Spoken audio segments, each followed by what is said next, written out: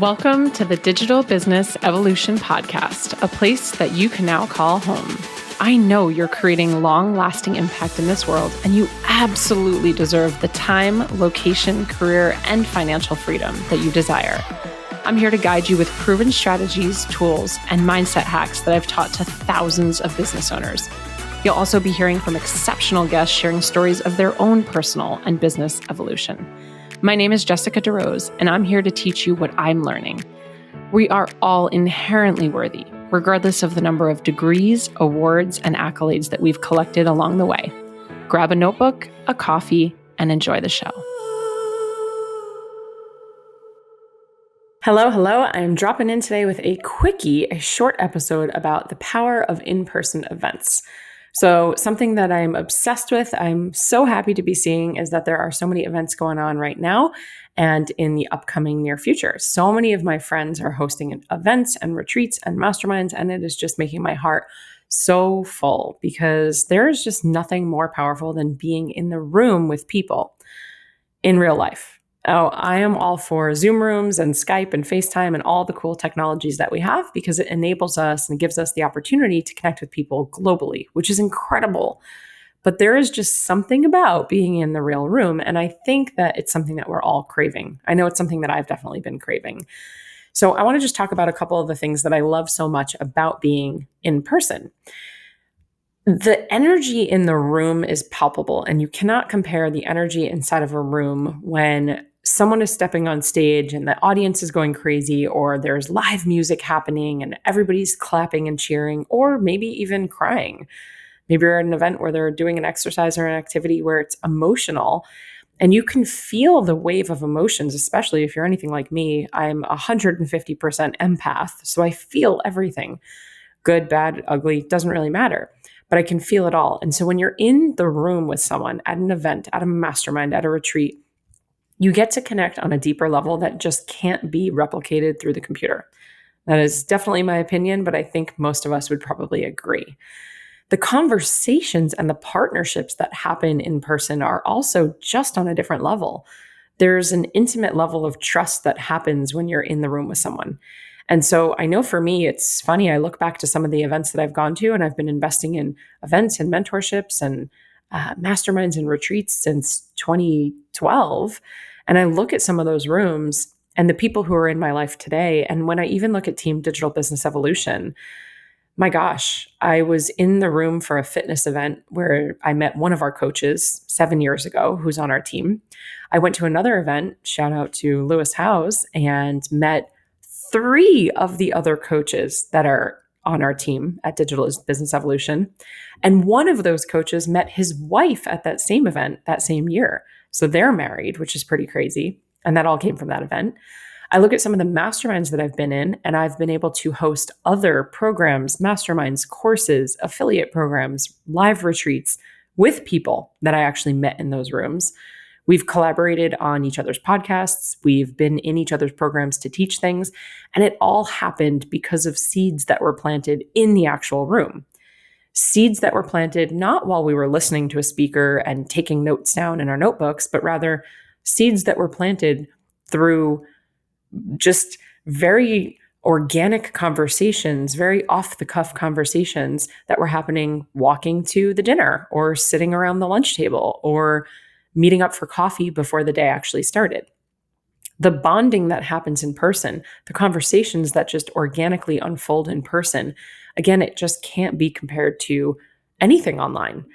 The thing that happens with the online space is that you need to be more intentional about creating the time to connect with people, which is great. And there you go. That's the key. So be more intentional. Put it on your calendar. Send over a Google Cal. Send over the Zoom link. Connect with one another. But if you're not intentional, the magic gets to happen when you're in the room. And what I've noticed and recognized over the years of being in masterminds and being at in-person retreats and going to in-person events is the time I get to collapse, the speed and velocity and the power in which I catapult my personal growth, my relationships, and my business during and after the event. There's this energy that, like I said, is palpable, it's contagious, and there's momentum that happens inside of those rooms. What often happens I've been saying for years that events change lives. And like I just alluded to, 4 of our coaches on Digital Business Evolution came from one particular event. A spouse came from that event. Other coaches of ours came from other events or masterminds that we've been in. All of the industry experts I bring into all of my programs, for the most part, are from masterminds that I'm in, the collaborations that we do. But the conversations that you get to have are just so expansive. And if you're anything like me, which I'm sure you are because you're listening to this podcast, you're committed to growth. You're committed to evolution of yourself as well as evolution of your business. And what that means is a lot of times the conversations that we're having at home, for lack of a better term, with our friends that maybe we grew up with, went to high school with, college with, our family members, people in our communities where we live, there's not always the most expansive conversations. And it doesn't make it bad or other friends better.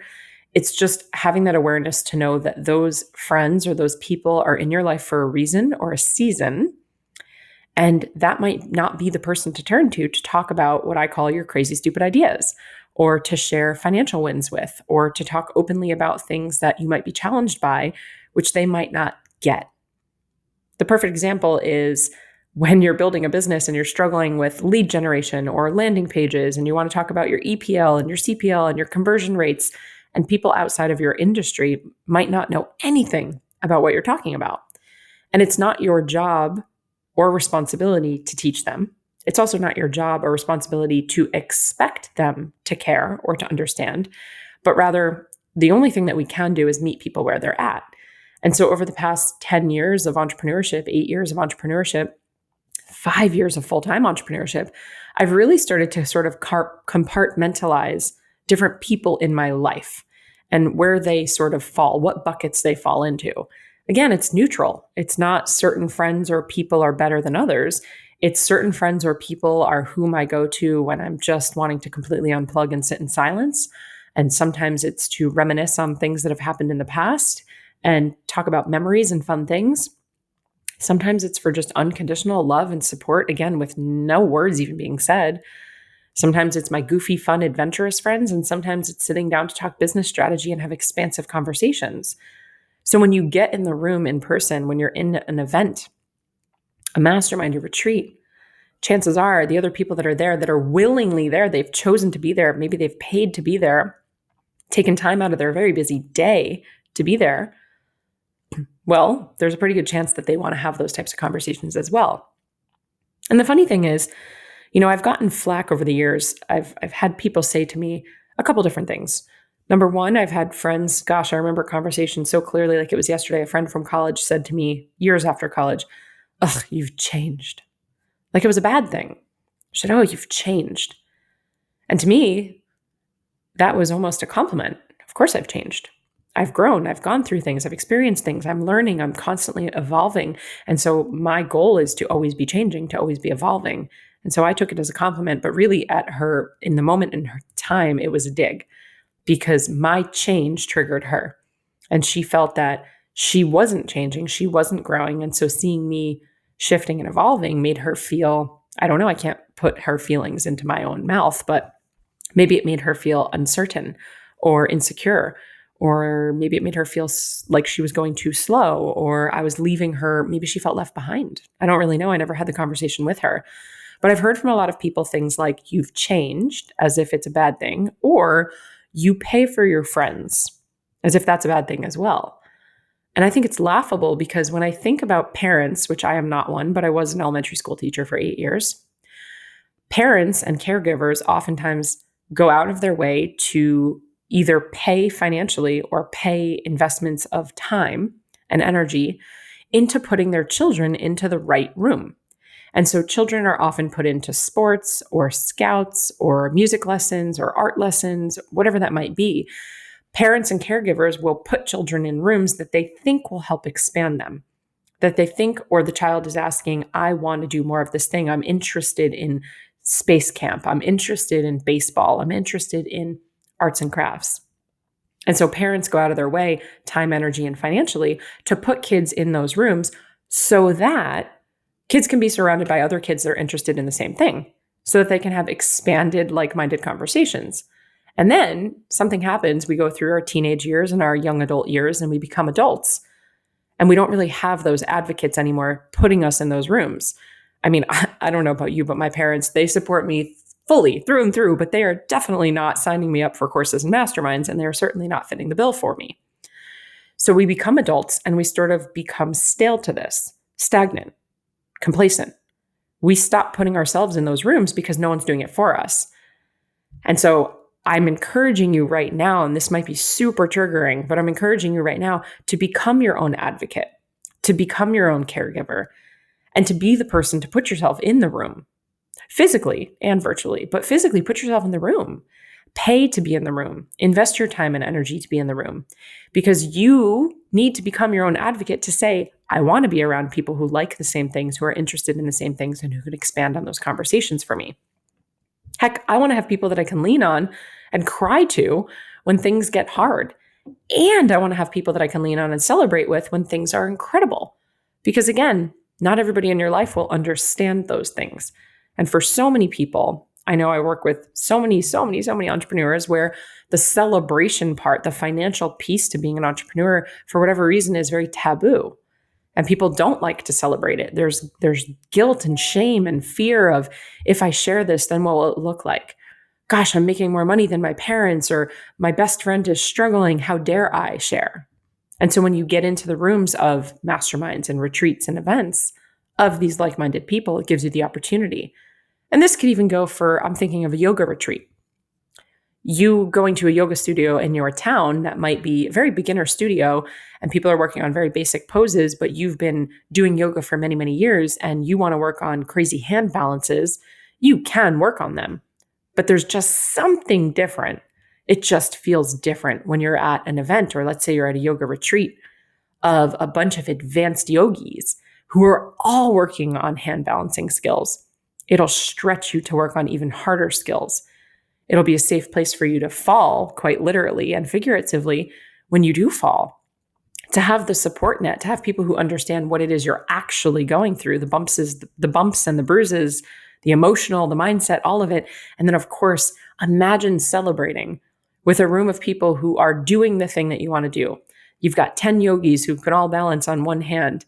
And for the first time ever, you get your first one-handed handstand, one-armed handstand, while you're with this group overlooking the ocean in Costa Rica. Imagine the celebration at that retreat versus if you maybe had that happen to you in a yoga class back at home where most people are just still working on the basics. So again, it's not better than or less than, it's neutrality, but understanding that it's your responsibility to become your own advocate and to get in the room. So I can't stress events enough, whether, like I said, it's a mastermind, it's a retreat, it's a big rah-rah event, a small event, whatever it might be. And here's the thing. If the event that you're craving does not exist, go create it. Go create it.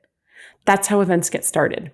I know for me, I was hosting events for years. I ran a little company called Fit Trips, Fun Trip Inspired Training, and they were monthly women's-only fitness-based field trips.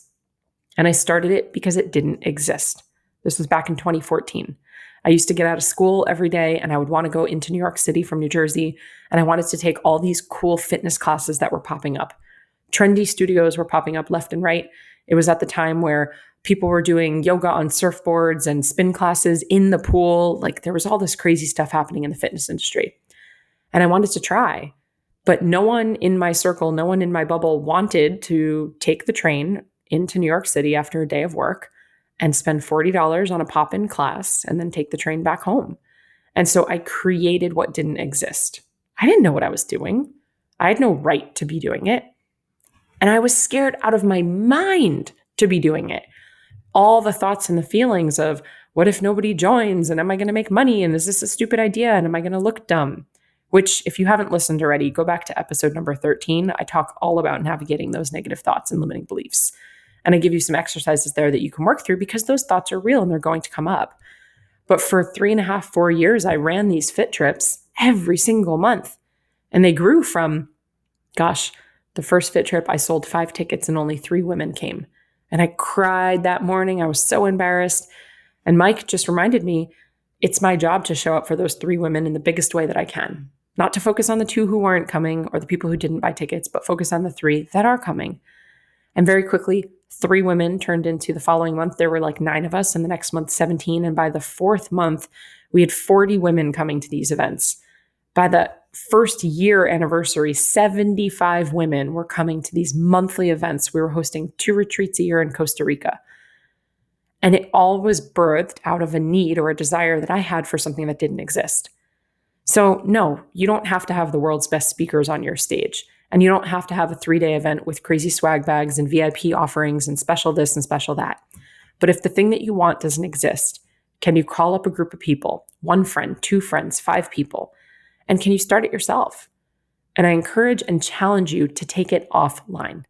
So I am all for getting an accountability partner, and I love when people create their own little masterminds and memberships together. And of course, I'm a huge advocate for courses and programs and coaching. That's what I do. But there is something so magical about the bonding, about investing in your relationship capital, and about the networking, the planting of the seeds, the collaborations that happen, and the things that come out of being together in person. Heck, maybe it's even a marriage, right? So here's your reminder to get in the room, to fly across the country, to invest in yourself, and to be your own advocate when no one else is going to do it for you. So stretch yourself this year. If you haven't already signed up for some sort of event this year, free, paid, 1-day, 3-day, I don't care. Stretch yourself and see if you can get yourself, put it on the calendar now, into the room in person with something of interest to you. You know, for me, it's maybe even going to something in a completely different industry. I know Mike just signed up for an event he's going to, where he's going to learn all about short-term rentals and Airbnb properties. And this is how we grow and expand. So if you're on the path of evolution and growth, then I encourage you to get in some new rooms. As always, if you're not on my text list, I hope that you would text me. It is me answering you. And I love to have conversations over there. I love to chit chat. I love to talk about new topics of what you might want to hear on the podcast. If you have questions, you can ask me them over on my text community. We also send out multiple times a week little business tips and strategies, as well as mindset tips and hacks and things to just keep you moving and grooving, because the roller coaster of entrepreneurship is real and those lows can feel real hard. So if you haven't joined us yet, please text me at 973-358-7836. Just let me know what some of your takeaways were. No, actually, let me know what event you have committed to for the rest of 2022. I know for me, I've got 2 more in-person events with the mastermind that we're in with our mentor. We're also hosting an event and a retreat in August, which if you haven't already heard of Beyond 6 Figures, it's our mentorship program that is a combination of mentorship, mastermind, retreat, event, all of the things combined, a 6-month container for coaches and entrepreneurs who already have a business, already have revenue, and already have clients.